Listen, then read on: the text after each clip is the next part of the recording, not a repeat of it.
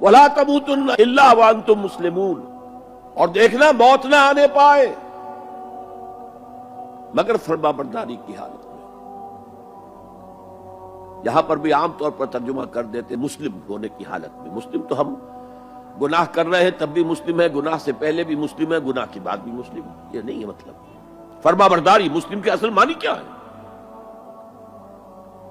موت نافرمانی کی حالت میں کہیں نہ آ جائے تمہیں، وہ کوئی ضمانت تمہارے پاس نہیں ہے کہ تم کسی گناہ کا ارتکاب کر بھی چکو گے، پھر تمہیں توبہ کا وقت بھی مل جائے گا، پھر موت آئے گی، اس سے پہلے موت نہیں آ سکتی۔ کیا معلوم عین اس گناہ کے ارتکاب کے دوران موت آ جائے، وہ موت کیسی ہوگی؟ شاید آپ کے علم میں ہو، لکھنؤ کے ایک بہت بڑے شاعر تھے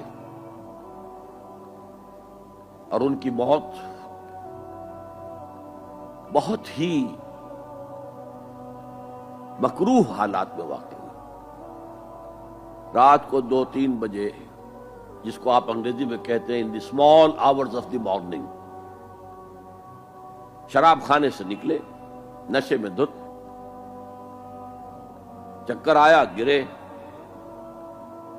اور ساتھ ہی بدرو جا رہی تھی گندی نالی، اس میں گر گئے، وہاں سے لاش برآمد۔ کیسی موت ہے یہ؟ نافرمانی کی حالت میں موت آئی ہے، شراب کے نشے کی حالت میں موت آئی ہے۔ اور کیا یہ ممکن نہیں ہے کہ کوئی شخص بدکاری کا ارتکاب کر رہا اور عین اسی فعل کے دوران موت آ جائے؟